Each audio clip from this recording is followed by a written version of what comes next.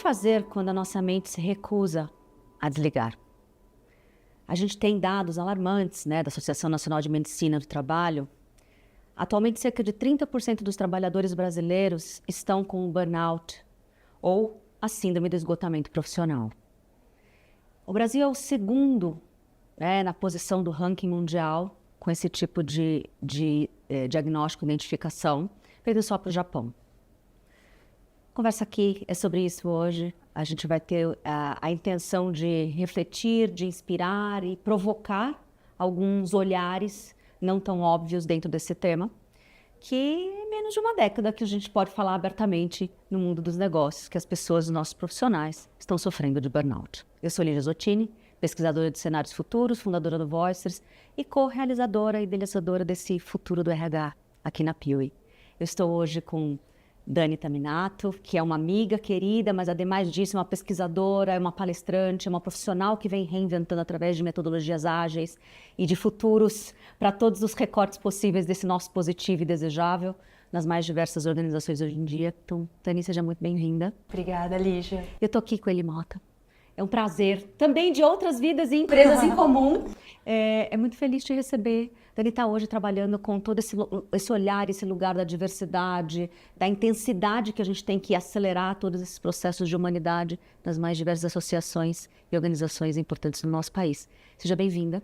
E ambas têm, por favor, sejam todas muito bem-vindas. E ambas têm essa experiência distinta, né? Uma de uma longa caminhada desse lugar corporativo, Dani, de várias corporações, mas tem um olhar muito de startup e novas organizações. Em ambos os lugares, em todos os lugares, nós temos essa condição. Então, bem-vindas. Obrigada, Lígia, é um prazer. Bom, vamos começar? Que eu acho que o primeiro ponto mesmo é tentar entender a doença menos pela doença, né? Porque nós não somos aqui especialistas da área da saúde, mas a doença enquanto realidade na vida de vocês. A gente pode começar por aí. Como é que aconteceu, né, seja pessoalmente ou profissionalmente, a introdução desse tema, dessa verdade e o que fez vocês quererem trabalhar de alguma forma ou entender esse recorte nas organizações? Acho que começa muito por olhar o contexto, né, Lígia? Você falou aí os números, né, alarmantes. A gente tem uma grande parcela de profissionais adoecendo dentro desses cenários, né? E dentro do olhar, né, de como uma empresa, enquanto coletivo, enquanto corporação funciona, a gente fala de relações, sim, né? E dentro das relações, a gente também tem os indivíduos, esses indivíduos mesmos que estão adoecendo. Então, como que os impactos da tecnologia dentro do que hoje a gente tem na sociedade enquanto existência, enquanto relação, e inclusive a forma como esse indivíduo acaba exercendo o seu trabalho, né? Então, eu vejo hoje o mundo passando por uma imensa transição. E aí essa transição, ela acaba tendo crises que vão para além das corporações, né? Então eu vejo assim o burnout como um sintoma dentro de um recorte que a gente fala que é do trabalho, mas a gente também tem vários pontos impactando dentro desse indivíduo, né? A tecnologia hoje mudou completamente a forma como a gente se relaciona, como a gente constitui identidade, como nós nos relacionamos em família e como nós nos constituímos enquanto profissionais que entregam valor, né? Então todos esses aspectos, eles acabam tendo uma influência. Dentro do recorte do burnout, a gente consegue entender uma aceleração, né, muito grande do tempo, porque as tecnologias facilitaram muito as entregas. Perfeito. Mas a mesma forma que a tecnologia facilitou a entrega de determinados trabalhos, ela acelerou tempos.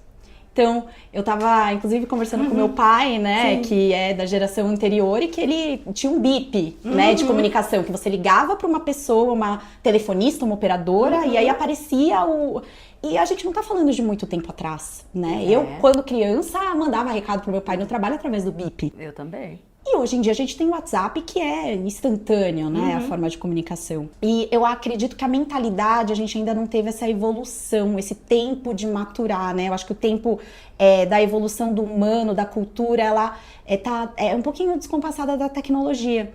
Esse entendimento, eu acredito que está eclodindo aí como esses casos de burnout, porque a nossa mentalidade de entrega ainda segue a régua dos nossos pais, né? De que o meu valor enquanto profissional está em eu entregar, em não ser preguiçoso, né? Então, é uma relação muito complicada com o ócio, né? Só que dentro de um mundo que mudou, onde o cenário é uma comunicação instantânea, então a demanda ela nunca para de chegar. E aí eu não tenho tempo de me restabelecer, né? Eu acho isso muito impactante nos quadros de ansiedade, porque a gente fala de burnout, mas tem os passos anteriores, né? Então muitas pessoas, às vezes, que não conseguem ter um descanso necessário e não se permitem, né, esse respirar. Necessária para tudo isso. Exato. Eu acho excelentes pontos, Dani. E assim, falando do contexto do mundo do trabalho hoje, né? Pra gente pensar um pouco.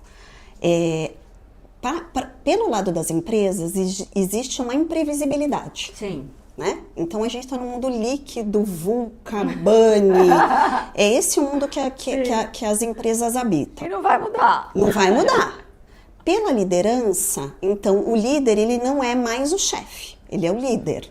Então ele precisa se atualizar, ele precisa se desenvolver continuamente, se adaptar, liderar as pessoas integralmente, porque as pessoas vão para o trabalho, né? Não só o lado profissional, todas as questões pessoais, um ser humano único. E, através dessas pessoas, gerar resultados para o negócio. E os profissionais que sentem um desafio em relação às questões financeiras, né? Uma insegurança. Sim. Eu também preciso responder às mudanças, eu preciso flexibilizar, eu preciso me adaptar e eu preciso fazer um work-life integration, integrar a minha vida pessoal com a minha vida profissional. Então, esse é um contexto. E aí, com base nesse contexto, a gente tem o que a Dani está trazendo, que é a relação a como a gente vê produtividade. Então, como que a gente enxerga produtividade? Horas e horas de trabalho, muitas horas de trabalho. Você está disponível o tempo todo, você precisa estar disponível porque eu sou comprometido. E a gente precisa questionar esse lugar. Então eu fiquei pensando em duas questões, duas frases que para trazer, lendo e a gente trocando mensagens, lendo sobre saúde mental, mundo do trabalho, que é: o trabalho não pode adoecer. E o trabalho não pode gerar sofrimento. Maravilhoso. E a gente não pode normalizar isso. Então, eu acho que esse é o ponto de partida para a gente sair um pouquinho do Brasil, liderar na América Latina os casos de ansiedade e depressão. De cada 10 pessoas, 3 têm burnout no Brasil. É muita coisa, gente. E eu estava conversando com a Dani um pouco sobre um dado da OMS que só 14% das pessoas fazem terapia. Ai. Eu acho que é por aí que caminham os desafios, né? Se eu tivesse que dizer, olhando para trás na minha história, eu acho que eu tive burnout. Eu não fui identificada e nem diagnosticada com isso. Mas se eu tivesse que dizer o que estava acontecendo na minha vida quando esse momento de burning out, de dentro para fora, de fora para dentro, tinha essas dinâmicas que vocês falaram, que eu tinha um desafio que era maior. Mas era maior não porque eu era incapaz, era maior porque era novo demais. Não tinha referência, tinha referência de menos. E tinha uma responsabilidade gigante que a empresa olhava para mim e falava: poxa, você entregou tudo com muita excelência até hoje. É você que tem que ir para esse negócio que ninguém sabe direito e que você também não tem referência. E eu falei: eu tenho mesmo, sou eu essa pessoa. E chega uma hora que na linha do tempo, com a diversidade que a gente tem ao redor, no meu caso, eu não sabia as respostas. Eu era incapaz de entender o que era sucesso naquele momento, porque era novo, entendeu? E eu acho que essa matemática do novo, com uma rigidez interna de perfeição que eu tinha que sempre entregar numa performance excelente, gerou um estado interno que era maior do que esse cansaço e era até mesmo, acho que maior do que o esgotamento completo. Era uma ausência da própria identidade que eu tinha até então. E isso fez eu entrar nesse estado completo de desequilíbrio emocional. Que eu entrava na empresa e eu chorava o tempo todo. Eu lembro que alguém falou assim: Ija, só volta aqui quando você parar de chorar. Eu morava na mesma rua que a empresa. E aí, desse momento, eu falei: vou ficar lá. Fiquei 3 meses, dando 20% da minha capacidade de entrega performática, né? foi os 3 meses que eu menos tive problema na vida. Aí eu falei, bom, tem alguma coisa errada mesmo comigo, internamente, com esse lugar de perfeição. E com essa demanda que é irreal muitas vezes. E o que eu percebo como alguém que estuda cenários, essa matemática, essa equação vai estar lá. Lugares que vão pedir da gente coisas que a gente não sabe fazer, que é novo bastante e que ninguém tem muita referência, é o novo normal, né? Posso trazer com base nisso um link, Lígia? Então, assim, porque a gente acredita que o burnout, ele vem apenas da quantidade de horas trabalhadas, né? Então, assim, eu não tenho uma situação que é uma situação, poxa, nesse mês, nessa semana, nesse mês, eu tenho que dar o meu 120. Mas isso é muito contínuo. Com esse ponto que você está trazendo, que, assim, não ter os recursos necessários, as competências necessárias para executar, né, determinar as atividades, não ter respaldo da liderança. Então, não ter os recursos necessários para trabalhar também pode adoecer. Porque a cultura da performance que a gente vive, ela estimula essa identificação, né? Então, existe ainda uma confusão, agora acho que um pouco menos, mas ainda existe um certo nível entre quem eu sou e o que eu faço, né? Entre o crachá da empresa e o RG ali, né? E essa identificação, ela acaba sendo estimulada dentro desse lugar, né? Eu falo que também, além dos recursos que a Eli trouxe aqui, né, que muitas vezes faltam, são insuficientes, existe também a questão do muito sozinho, assim, né? Então, a Lígia ali na reunião, ou a Daniela ali na reunião, não foi capaz de se reinventar ou conseguir aprender numa capacidade, numa velocidade que hoje é quase instantânea, né? Como que a gente pode olhar a cultura dentro das empresas para também fortalecer esse lugar da colaboração, que eu vejo como sendo um caminho, uma ferramenta, também para fortalecer as pessoas, não só no sentido relacional de rede de apoio, mas no sentido também de execução. Sim. Porque aí não é mais um profissional específico que é responsável, seja ele líder, né? A gente vê muitos líderes tendo burnout exatamente porque se sentem responsáveis pela entrega de um grupo. Sim. Né? E o papel da liderança enquanto inspiração, ela também chama e convida a facilitação, que é você conseguir, não é você entregar a resposta ou a meta, é você conseguir facilitar os talentos da equipe para que aquele resultado emerja junto, né? Então você tira aquele peso individual, né? Então, mas essa identificação assim da cultura da performance, ela é muito nítida. E aí você mencionou o Japão, né? Que também tem muito essa tradição, né? Do bem feito, da excelência, da perfeição. E qual é esse modelo de perfeição que a gente está desenhando esses lugares onde a gente quer habitar, onde a gente quer trabalhar, onde a gente quer expressar, né? E aí o que me provoca bastante é as tecnologias que estão surgindo agora, que a inteligência artificial hoje é capaz de ser uma assistente muito efetiva. Tem o Midjourney que consegue criar imagens, né? Tem várias tecnologias aí a gente pode citar de IAs generativas, né? Então, esse espaço onde o humano vai deixar de ser necessário porque uma máquina vai fazer melhor e vai fazer, inclusive instantaneamente, né, com menos sofrimento que um humano tentando, né, correr atrás disso. Então, qual que vai ser o papel do humano dentro das corporações, né? Eu sinto ainda que a gente tá numa régua de um modelo em que o profissional excelente ainda é comparado muito com máquina, né? Porque um profissional excelente, na época dos nossos pais e dos nossos avós, era aquele que sabia separar o sentimento do trabalho. Era quase você tinha que ser um autômato, né? Você tinha que ser uma máquina. É isso mesmo.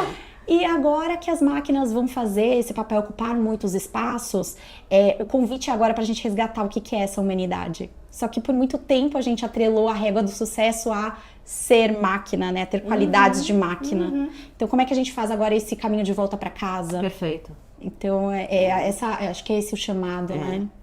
Ele, indo para o nosso segundo, né?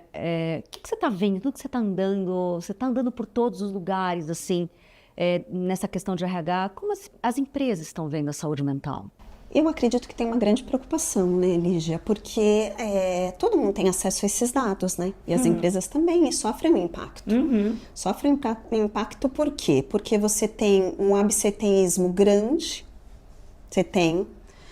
Eu acredito que dá para fazer muito diferente. Eu acredito que a gente consegue fazer coisas muito básicas para mudar esse cenário. Então, assim, primeiro existe uma visibilidade.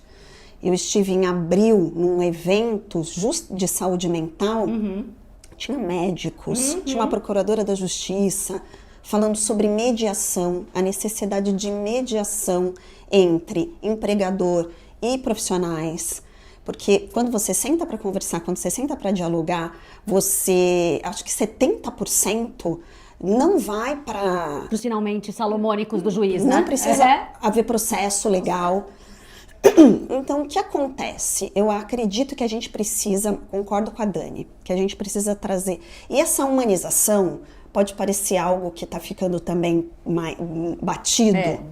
Business bingo, né? Isso. Mas assim, dá para fazer muitas coisas diferentes, dá para mudar coisas diferentes, fazer coisas diferentes. Então, eu acredito que tem muita gente boa discutindo sobre, tem muita gente boa trazendo, existe uma responsabilidade de diversos lugares, tá? Eu não gosto de demonizar ninguém, nem um lado. Sim. E eu acho que a gente precisa explorar, Lígia, mais como fazer negócio de uma forma diferente, né? Então, que seja diferente para as pessoas, que traga clareza porque eu faço, porque o trabalho é dignidade. O trabalho gera dignidade, o trabalho é para ter sustento, e o trabalho é onde a gente coloca a nossa potência de criação. É isso que a gente quer. E dá para fazer isso? Dá para fazer isso, né? E indo pela questão da tecnologia, Dani, gosto muito também, por quê?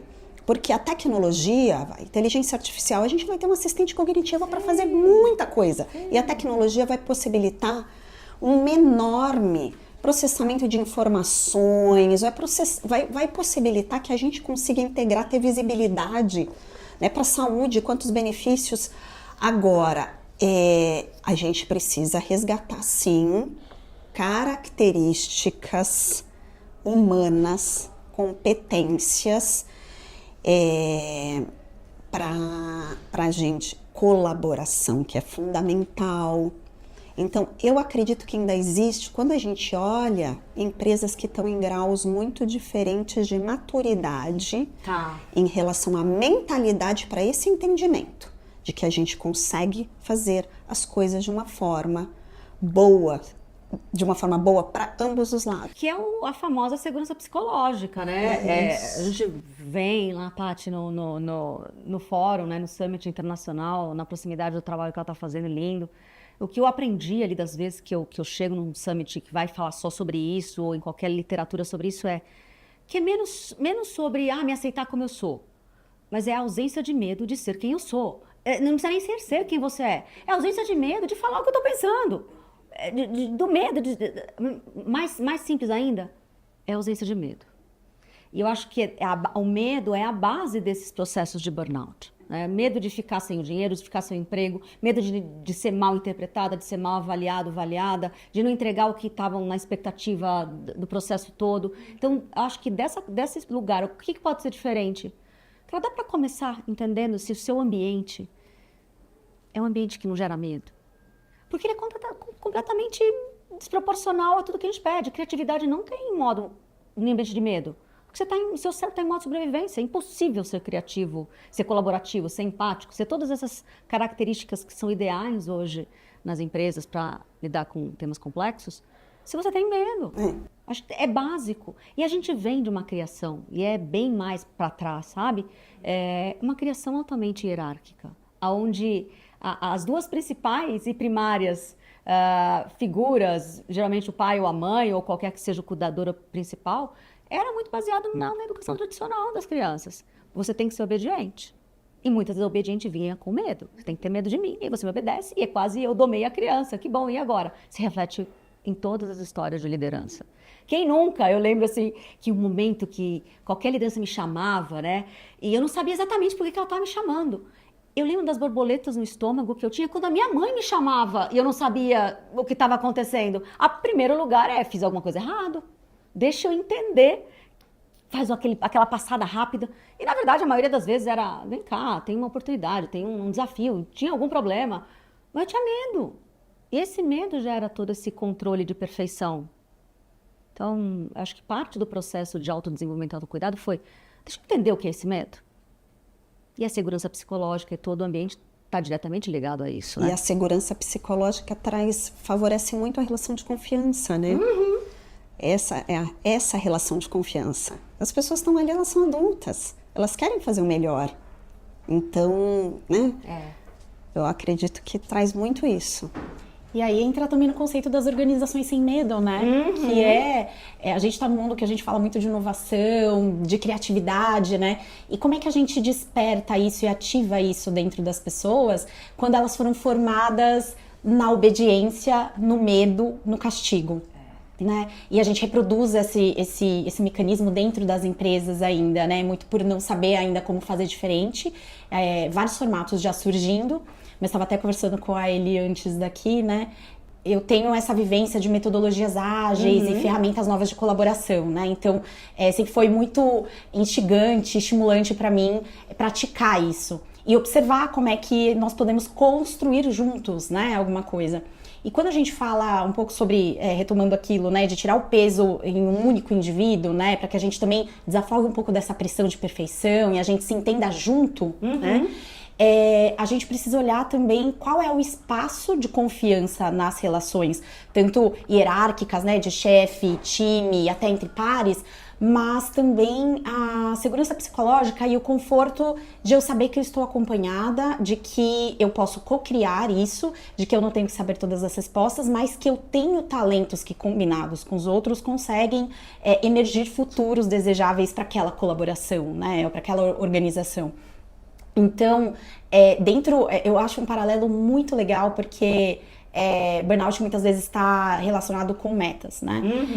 Pegando um paralelo, porque estou como pesquisadora agora também de ciências ambientais, e nós vemos, por exemplo, as ODS da ONU, né? Antes eram objetivos do milênio em 2000, que olhava, era muito humanocêntrica, a gente ganhou uma camada de evolução que foi adicionar ali os itens de meio ambiente e sustentabilidade. Então não é só fome zero com agricultura sustentável. Então a gente ganhou uma camada. Mas o que é interessante é que em 2022 a ONU percebeu que não adianta você ter objetivos alcançáveis se você não trabalha o indivíduo. Perfeito. E aí surgiu os Inner Development Goals, né? Que é os objetivos de desenvolvimento individual. Eu amo isso. Eu amo saber que isso existe. Então, e como é que a gente consegue entender que esse movimento também é um espelhamento, né? Dentro das empresas, não adianta a gente empurrar metas e cobrar essa perseguição objetivo se a gente não trabalha ali o individual, né? O indivíduo no seu ser. E o que era 17 super objetivos da humanidade ali para olhar para as questões de planeta, a gente, que é métrica de performance, né? De objetivos, nós começamos a entender que isso está intimamente ligado com a qualidade das pessoas que vão fazer aquela transformação. Interno, né? Porque o que está dentro está fora. Isso é super antigo, é hermético, né? Sim. É muito milenar. É muito importante tocar nisso. Quando a gente fala muitas vezes que o futuro é female, eu tenho uma linha toda específica nesse tipo de pesquisa. A gente teve um webinário, e tem um webinário aqui na Piauí sobre inteligência do feminino. E eu acho que tem a ver com a mesma capacidade. Quando você olha os números de autoconhecimento, de buscas de terapêuticas, ter um psicólogo, alguém que te acompanha, uma psicóloga, é muito maior a quantidade de mulheres que vão buscar essa expansão interna do que a quantidade de homens. Então, a gente tem também um objetivo de entender que se o futuro tem a ver com humanos mais integrais, e esse integral não é perfeito de onde a gente sai, ele vai passar por essas habilidades femininas e essa habilidade que acontece, de repente, não sei se com mais facilidade, o fato é que a gente tem números. As mulheres vão mais atrás desse autodesenvolvimento, que não tem a ver com o intelecto, tem a ver com o ser. Seja porque nos é mais natural ou nos é mais incentivado ter as conexões emocionais mais abertas, né? mais permitido. E eu acho que desse lugar também tem lugar para as empresas explorarem, né? E aprofundarem, entenderem como incentivo, porque eu estava vendo alguns dados sobre ansiedade. É verdade que o seu principal humano de relação, muitas vezes o parceiro, a parceira ou o familiar mais próximo, tende e pode ser aquele que te dá mais estresse. Então, só que você tem a possibilidade de ter a intimidade da discussão, do desentendimento, do pedir desculpas e do voltar. A segunda persona é o chefe ou a chefe direto. que você não tem a mesma liberdade para externalizar. Então tem um lugar aí que precisa sair, né, essas emoções, essa realidade. Eu acho que tem uma jornada das mulheres e do autoconhecimento que pode ser espelhada também. E eu vejo 2 pontos aí, Lígia. Primeiro, que a gente ouve falar pouco de letramento de saúde mental. Fala mais. Pouco. Eu até entendo o conceito, mas eu nem ouvi ainda. Então, a gente fala muito de letramento de diversidade, equidade e inclusão. Sim. Porque o que acontece vamos pensar em trabalhar preventivamente. Não a pessoa adoeceu numa organização e nós vamos, né, ajudar com sintomas. Justamente. Então, como a gente identifica esses sintomas? Quais eles podem ser? Então, eu vejo muito isso. Eu vejo isso da questão da necessidade desse letramento para todas as pessoas e a liderança. Então, a Dani está trazendo a questão de uma mentalidade de modelo ágil, que não é fazer rápido, é fazer de uma forma colaborativa, com clareza e garantindo que a gente tem um entendimento da solicitação que a gente recebe. Isso tudo é muito mentalidade e a liderança tem um papel fundamental. A liderança tem um papel fundamental porque no final do dia, olha a informação que você trouxe, da questão de como é representativa essa relação entre chefe e funcionário-funcionária. Olha como é representativa. E se a gente não olha para o desenvolvimento dessa liderança continuamente, atualização, porque as coisas estão acontecendo, e de como realmente essa pessoa, essa liderança vai olhar para a individualidade. Para compor o time, para conseguir entender quem faz bem melhor o quê. Profundo, né? E no momento, porque as pessoas têm muito momento, né? A mesma pessoa pode ser apta àquela situação agora e não pode ser daqui a um mês, não sei o que aconteceu em outras etapas da vida dela. E aí a gente olha de novo para as ferramentas humanas, né? Porque quando a gente vai falar sobre relação com o chefe, como que eu vou me comunicar com um arquétipo, que sempre foi um arquétipo similar ali do castigo, da cobrança, se eu não tenho os instrumentos, né? A gente sabe que tem comunicação não violenta, mas modelos como teoria U, que já tem ali suas décadas de existência, mas a implementação, a nossa prática, ela leva um tempinho, né, até atingir a grande maioria das organizações. Mas nós temos esses caminhos, né, essas ferramentas. Então, como é que eu consigo comunicar de uma forma ideal e estar aberto para receber? Porque não é só o ato de enviar a mensagem, mas também é uma postura interior, né, dos dois lados, tanto da liderança quanto do profissional que compõe o time, né? E eu gosto muito da visão integral, né, que fala que é mente aberta, coração aberto e vontade aberta, né? Maravilhoso. Mas que, para além do esvaziamento da palavra, a prática efetiva dentro das organizações, né? Sobre qual é a minha qualidade de escuta, eu como líder ou até mesmo eu como profissional que estou sendo direcionado, né? Eu estou escutando, eu já estou, na verdade, querendo responder e não entendi a demanda que o líder está passando ou a informação que o meu liderado está me trazendo para que eu possa tomar uma decisão mais assertiva, né? Então, às vezes a gente vai para os conceitos que são base, que não são nada fora do mundo, mas que a gente ainda precisa investir mais na prática, investir mais em formas efetivas de se relacionar desse lugar honestamente, sabe? Com presença mesmo, né? E tudo isso traz esse chamado, esse convite da presença, que é uma palavra também que me chama muito, assim, né? Quando a gente tá no burnout, né? E eu vivenciei isso, né? Você estava contando que você também viveu aí um tempo atrás, eu vivi diagnosticada, né? Então eu tive esse diagnóstico, essa comprovação. E dentre os sintomas, né, que envolve perfeccionismo, metas, tinha uma solidão também muito grande. É verdade. Né? Então, o choro que eu também compartilho, né, de estar indo na empresa e estar chorando, era um sentimento de solidão, de insuficiência e de como é que eu peço ajuda, né? Eu não consigo nem chegar nesse lugar, né?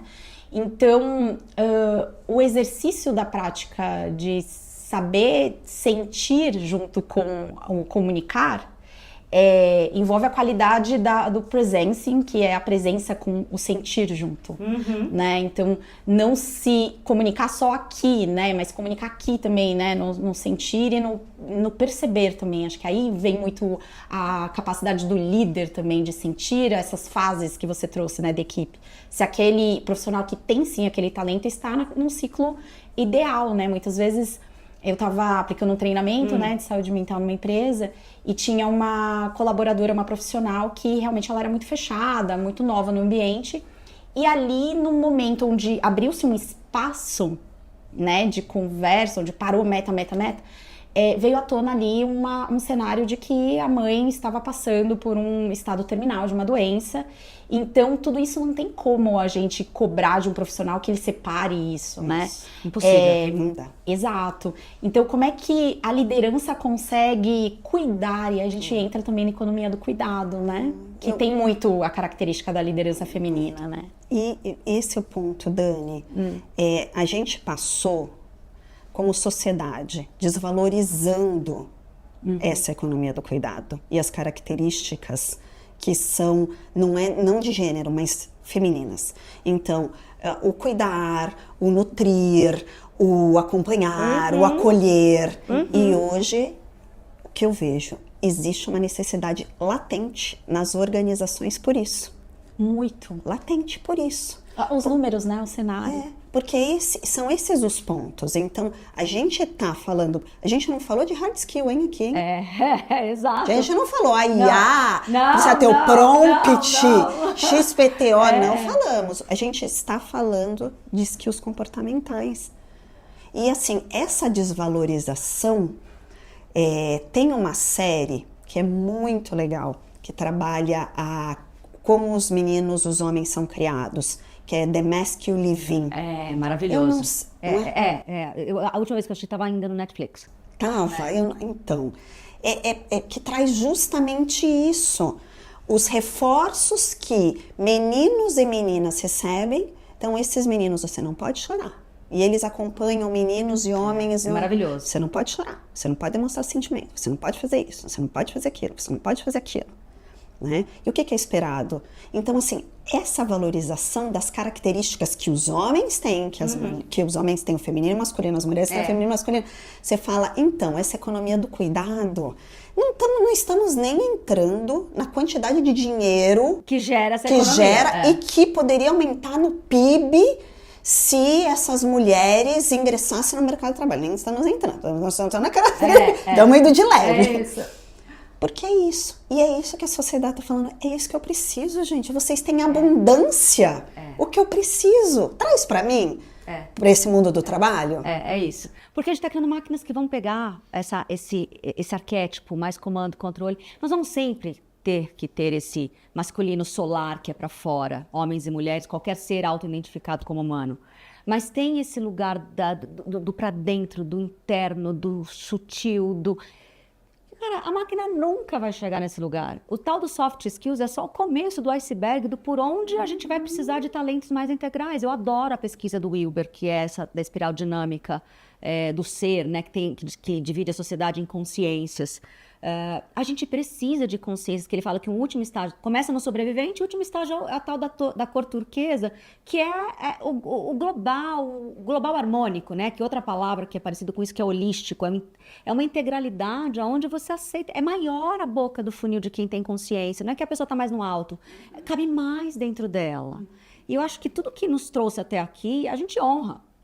Foi o arquétipo, foi a linha de montagem, foi a padronização. Não é mais a resposta. E essa é a beleza desses tempos, sabe? Como é que a gente desconstrói aquilo que a gente veio de fábrica, porque a maioria de todos nós fomos criados ainda numa criação tradicional. Eu tenho uma filha pequenininha, de quase 4 anos, e eu tenho uma forma de olhar para a criação dela que chama educação neurocompatível. Porque ela é, enquanto criança, um cérebro não maduro. E a partir do olhar respeitoso da biologia de uma criança infantil, todo o paradigma de ela precisa me obedecer, eu preciso controlar, muda. Eu olho para essa criança com um olhar respeitoso. E é bonito ver, porque que tem a ver com as emoções, entendeu? Ela não tem medo de falar comigo. E esse medo base, que quando eu saí fui entender que medo era esse, tem a ver com o medo base, né? E esse medo base começava na forma que eu fui criada. Muito amorosa foi a criação, mas muito tradicional. Você pode isso, você não pode aquilo. Ai, Lígia, posso trazer um pouquinho sobre isso? Pode. Que é a forma como a gente encara, né? Eu tenho uma filha adolescente. Sim. E assim, às vezes eu ouço, me incomoda. A gente senta para conversar, as pessoas encaram a adolescência de uma forma tão dura. Eu me divirto tanto, é uma responsabilidade, são preocupações, mas eu acho tão gostoso. Eu acho, sabe, ver essa potência, ver esse processo criativo, ver a integração delas, as descobertas, né? É sensacional. E o respeito estabelece muito o tom da relação. É isso. Não, eu também compartilho da sua opinião. Eu não preciso mostrar superioridade, o meu objetivo não é esse. É isso. Enquanto mãe, né? O meu objetivo é criar um ser humano bom para si e para os outros. Ai, é isso. Imagina que as mães, as mulheres, quem está praticando parentalidade, essa é uma das maiores ferramentas de futuro, né? A hora que você entrega para uma sociedade um humano autônomo aos 21 ou aos 25, né? Porque para neurocompatibilidade o cérebro só está maduro a partir dos 25. Ele começa aos 4 e vai até os 25, né? E todo esse olhar, a sua filha adolescente, o cérebro maduro da relação continua sendo você, né? E esse respeito todo, tá um turbilhão de sinapses e hormônios ali, né? É os 3 anos que a minha acabou de passar e os 13 para quem tá lá. A diferença é que com 3 eles não conseguem falar o que tá ausente, né? E com os 13 é a nossa última oportunidade, me emociono de novo, antes deles saírem de casa, de contar o que ficava faltando, né? E daí entregar seres humanos mais integrais e mais saudáveis para essa sociedade onde o tema aqui é burnout, mas em cima dessa base todos os desafios pessoais e sociais são montados, entendeu? Então, acho que a gente pode ir fechando por aqui o episódio. Eu poderia só aproveitar esse tema, porque apesar de eu não estar vivendo essa experiência da parentalidade, me emociono junto com você, Lígia, porque é nítido como a forma de ser mãe e de ser pai tem mudado, e que bom isso, né? E só fazendo esse paralelo, que eu acho que é importante a gente não perder, a forma como era exercida a maternidade e a paternidade ia muito na lógica do controle, mesmo que esse controle fosse para preservar aquela criança, sim, né? Sempre né? Então ia pelo medo, mas porque tinha uma finalidade ali dentro daquela mentalidade que era a proteção, né? E hoje em dia nas empresas a gente precisa abrir mão desse controle também, né? Então, falando ali sobre possíveis caminhos, eu não tenho essa resposta, né, de como as empresas podem lidar com isso. Mas eu tenho alguns sinais de que não é pelo controle, não é pelo medo, mas que tem muito de amor e dessa nutrição que a gente está falando, de uma liderança regenerativa, feminina, de cuidado, né, e considerando as pessoas em sua humanidade, em sua potencialidade, né, em sua multiplicidade. E para trazer um pouquinho, Dani, complementando, então a gente falou letramento, as pessoas conhecerem, você trazer programas de saúde mental, as empresas podem trazer programas de saúde mental, sempre continua, desenvolvimento da liderança continuamente. Desenvolve, ser líder é uma jornada, não é alguma coisa pontual que vai ser feita. Clareza de objetivos, clareza de métricas, segurança psicológica, abrir espaço para um feedback genuíno para relações de confiança. Isso não é perda, isso é ganho. Então a gente mudando a mentalidade de estruturas, né? Comando e controle, onde a gente fala, a gente está falando de metodologia ágil, você colabora. A pessoa fala, eu não concordo com isso. E não é desrespeitar, é você estabelecer relação que permita isso. E onde as pessoas vão ser quem elas são. Então, coisas básicas, as pessoas falaram, o que você faz aqui, qual que é o impacto disso para o negócio? Qual que é o impacto disso para você? É se sentir reconhecida em relação às entregas e como cada um quer ser reconhecido e gosta. Então, são coisas que a gente já fala né, há tempos. E a gente vê que em alguns lugares esses básicos não acontecem. Então, para dar essa aterrissada. E isso só vai gerar resultado positivo. Ou alguém pode dizer pra gente que comprovar que já era negativo. Eu acredito que não. Improvável. Improvável. Não é, Dani? Não é? Ai, maravilhoso, Dani, Li, muito obrigada. Esse foi mais um episódio do Futuro do RH, onde o tema burnout foi tratado, comentado, inspirado, menos sobre absenteísmo, muito mais sobre presenteísmo. E a gente precisa olhar para cada profissional na empresa com um olhar humano, porque mais uma vez vai virar um mantra dessa temporada. Não porque é um diferencial competitivo, mas porque é o certo a fazer. Muito obrigada, eu sou Lígia Zottini e esse foi mais um episódio do Futuro do RH.